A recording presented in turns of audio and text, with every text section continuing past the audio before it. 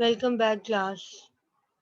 अब हम यहाँ पे बात करेंगे further qualification of company auditor. एक ऑर्गेनाइजेशन का जो ऑडिटर होता है उसकी क्वालिफिकेशन क्या होनी चाहिए, क्योंकि ऑडिटर भी बनना एक सर्टेन पीछे क्वालिफिकेशन है, एक सर्टेन लेवल ऑफ सर्टिफिकेशन है जिसकी बेसिस पे आप क्वालिफाइड होते हो as an auditor. A chartered accountant having a certificate of practice from the Institute of Chartered Accountant of Pakistan. एक चार्टर्ड अकाउंटेंट ही क्वालिफाइड होता है एज एन ऑडिटर, जो उसको सर्टिफिकेशन मिलती है institute of chartered accountant of Pakistan से। आई cap क्लफ्टन में आपने देखा होगा, वहाँ पे ये इंस्टीट्यूट है और ये इंस्टीट्यूट आपको सर्टिफिकेशन प्रोवाइड करता है being an chartered accountant. Then ही आप क्वालिफाइड ऑडिटर बनते हो। एक ऑर्गेनाइजेशन का ऑडिट करने के लिए आप क्वालिफाइड हो जाते हो। नेक्स्ट हम बात कर रहे हैं क्वालिटीज ऑफ एन ऑडिटर। एक ऑडिटर बनने के लिए कौन कौन सी क्वालिटीज होनी चाहिए ये डिस्कस करते हैं। हैव द रिक्वायर्ड एक्सपीरियंस, मतलब उसके पास एक सर्टेन लेवल का एक्सपीरियंस होना लाजमी है। डेफिनेटली ये डिग्री है आपके पास, ये सर्टिफिकेशन जो आपके पास है, इसके लिए आपको प्रॉपरली एक्सपीरियंस चाहिए होता है। देन ही आप इतनी बड़ी रिस्पॉन्सिबिलिटी लेते हो।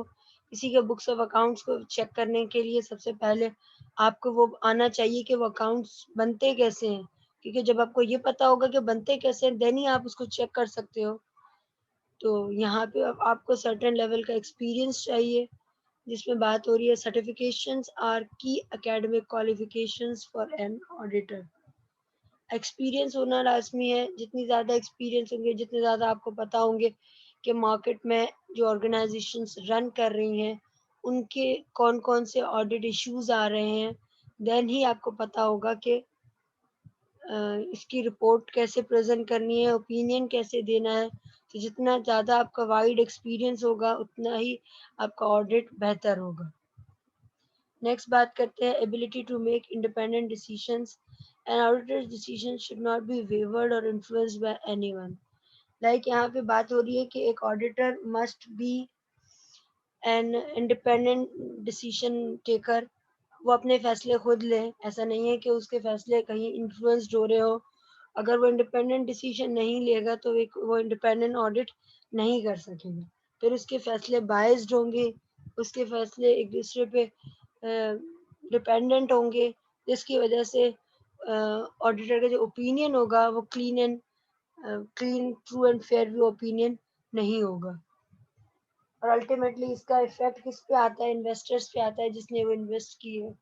क्योंकि अगर आप किसी के कहने पर, किसी के इन्फ्लुएंस में आके कोई डिसीजन लोगे और जो कि लॉन्ग टर्म में वो डिसीजन बेनिफिशियल नहीं होगा, तो फिर इन्वेस्टर्स का पैसा कहीं ना कहीं इफेक्ट जरूर होगा।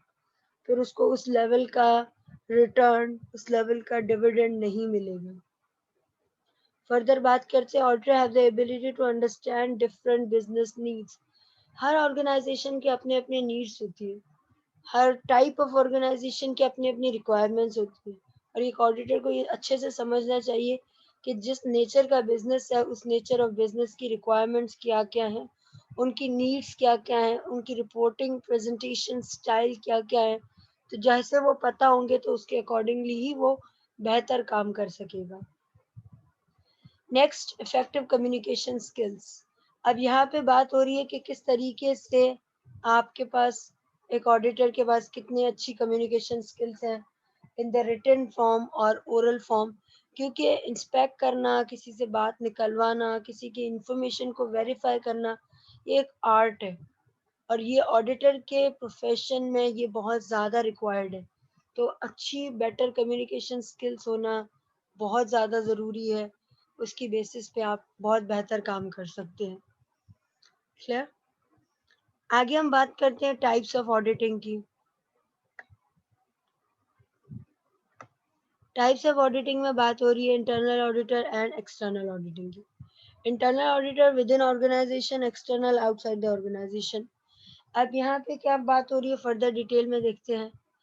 An internal auditing is an independent, objective assurance and consulting activity designed to add value and improve organizations' operations. Internal auditing का मतलब ये है कि वो भी इंडिपेंडेंट होता है, उसका ऑब्जेक्टिव है कि एश्योरेंस प्रोवाइड करना, साथ साथ कंसल्टेंट देना, सर्विसेज देना, बताना ऑर्गेनाइजेशन को कि आप ये काम ऐसे स्टैंडर्ड के अकॉर्डिंगली कर रहे हैं, ये स्टैंडर्ड के अकॉर्डिंगली नहीं है। इंटरनल ऑडिटिंग का मतलब ये है कि ऑर्गेनाइजेशन के अंदर का प्रोसीजर होता है। ये जो इंटरनल ऑडिटर होता है इसको हायर कर, internal auditing is a procedure which is performed by internal auditor. और इंटरनल ऑडिटर को हायर कौन करता है? ऑर्गेनाइजेशन का ऑनर हायर करता है। जो सीईओ होते हैं, जो बोर्ड ऑफ डायरेक्टर्स होते हैं, वो इंटरनल ऑडिटर को हायर करते हैं। और वो इंटरनल ऑडिटर जो जो ऑडिट प्रोसीजर करता है उसको इंटरनल ऑडिटिंग कहा जाता है। अब बात करते हैं एक्सटर्नल ऑडिटर की। An external audit is an examination that is conducted by an independent accountant. This type of audit is most commonly intended to result in a certification of financial statement of an entity. This certification is required by certain investors and lenders and for all publicly held businesses. External auditing, external auditor आता है organisation के अंदर और externally higher होता है। ये externally by law भी higher होता है और पब्लिक ऑन कंपनीज में तो स्पेशली बाय लॉ हायर होते हैं। तो जो एक्सटर्नल ऑडिटर होता है वो ज़्यादा इंडिपेंडेंट होता है, बाहर का बंदा आके इंस्पेक्ट करे तो ये ऑर्गेनाइजेशन के लिए बहुत बड़ी बात भी होती है और साथ में बहुत रिस्क की बात भी होती है कि एक एक्सटर्नल पर्सन आके इतना इन डेप्थ चेक करेगा ऑर्गेनाइजेशन को, तो उसके रूल्स एंड रेगुलेशंस होंगे डेफिनेटली और उनको फॉलो करना। और एक्सटर्नल को बुलाने का पर्पज ही यही है ताकि वो इंडिपेंडेंट हो, ताकि वो अपने फैसले खुद ले सके, उसका ऑर्गेनाइजेशन के ऊपर कोई इन्फ्लुएंस ना हो, तो ही वो बेहतर एक एक ऑडिट हो सकता है। खैर,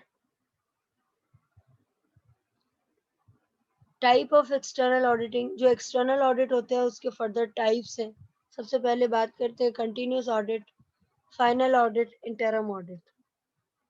कंटिन्यूस ऑडिट मींस वो ऑडिट जो कंटिन्यूसली चलता ही जा रहा है थ्रू आउट द ईयर, जो कि कहीं ना कहीं आपका इंटरनल ऑडिटिंग का सब डिवीजन आ जाती है। वो कंटिन्यूसली ऑडिट हो जाता है, एक बाहर का बंदा आके आपके ऑर्गेनाइजेशन के अंदर कंटिन्यूस बेसिस पे ऑडिट करता ही रह रहा है, करता ही रह रहा है, तो इसको कंटिन्यूस ऑडिट कहते हैं।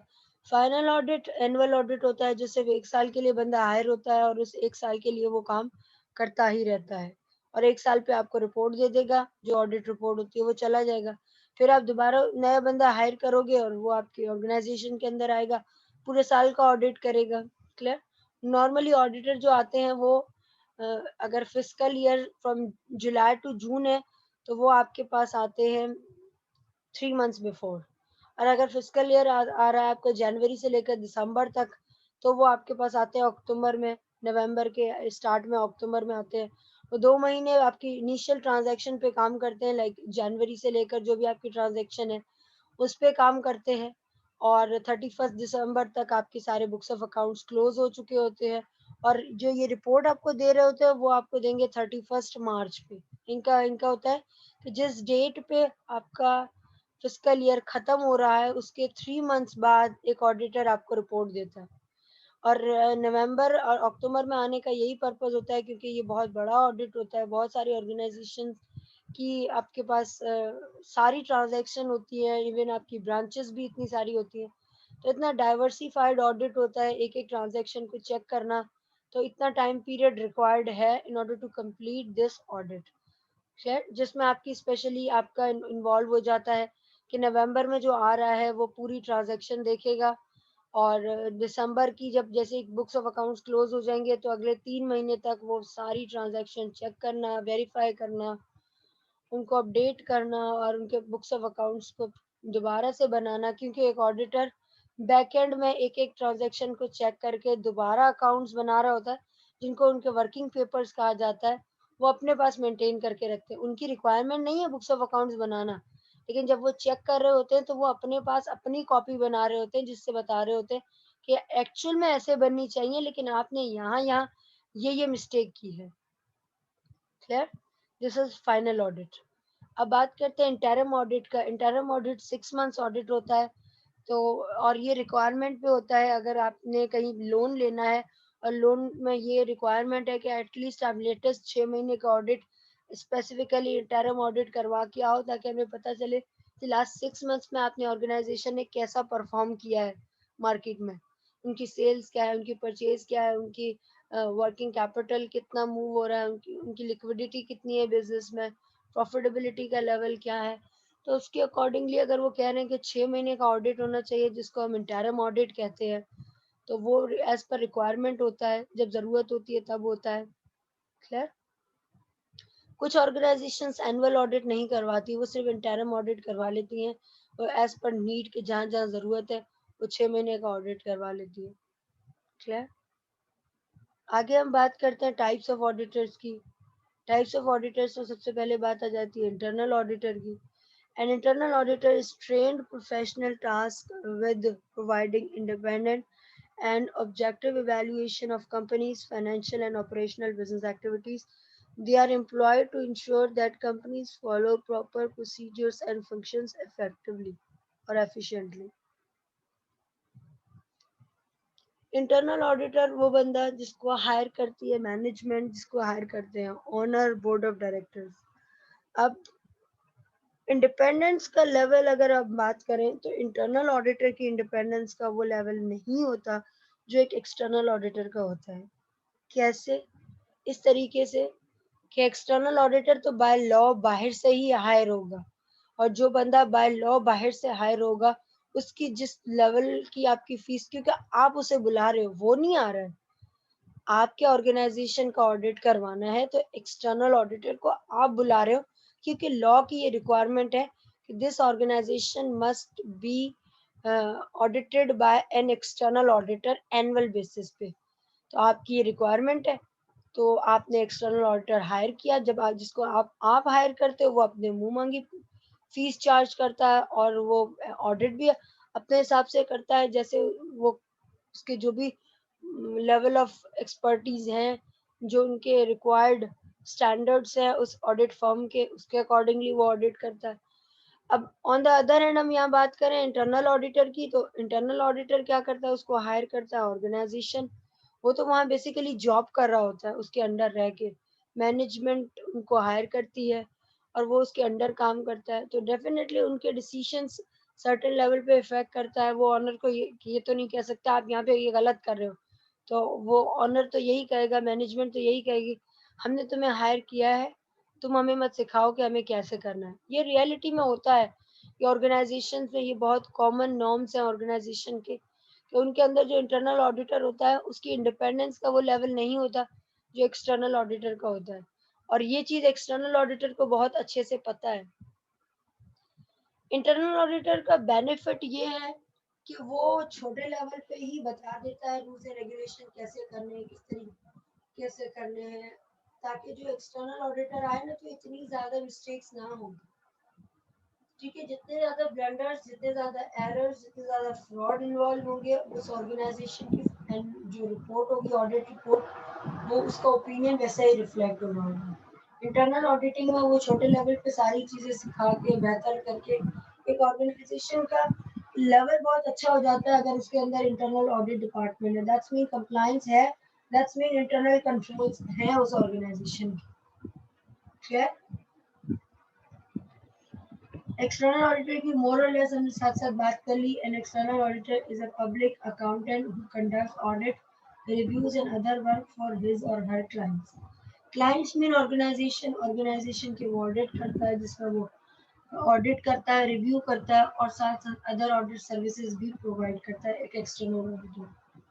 डिफरेंस की बात करूं तो एक्सटर्नल ऑडिटर और इंटरनल ऑडिटर दोनों मस्ट बी चार्टर्ड अकाउंटेंट। ऐसा नहीं है कि इनकी क्वालिफिकेशन में कोई डिफरेंस है, और काम भी दोनों एक ही नेचर का करते हैं और दोनों के पीछे रिक्वायरमेंट भी सेम है। बस ये है कि एक को इंटरनल मैनेजमेंट हायर करती है तो उसके लेवल ऑफ इंडिपेंडेंस वैसा है, दूसरे को बेसिकली हायर करती है ऑर्गेनाइजेशन के अंदर जो मैनेजमेंट है, और इंटरनल ऑडिटर को वो हायर करती है। एक्सटर्नल को हायर करने वाले by laws, by regulation, by standard hire होते हैं, तो उनके लेवल की लाइक इंडिपेंडेंस, रिक्वायरमेंट्स, स्टैंडर्ड्स वैसे ही होते हैं, काम करने का तरीका, स्टाइल वैसा ही होता है। क्लियर। आई होप सो यहाँ पे आपको ये पूरा स्टैंडर्ड क्लियर है। उस स्टैंडर्ड से रिलेटेड कोई भी क्वेश्चंस हो, कोई भी क्वेरीज है, तो आप मुझे व्हाट्सएप ग्रुप पे पूछ सकते हैं. I will explain it to you, और you can text me.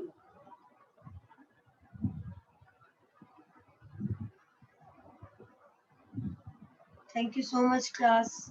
Stay blessed, stay happy.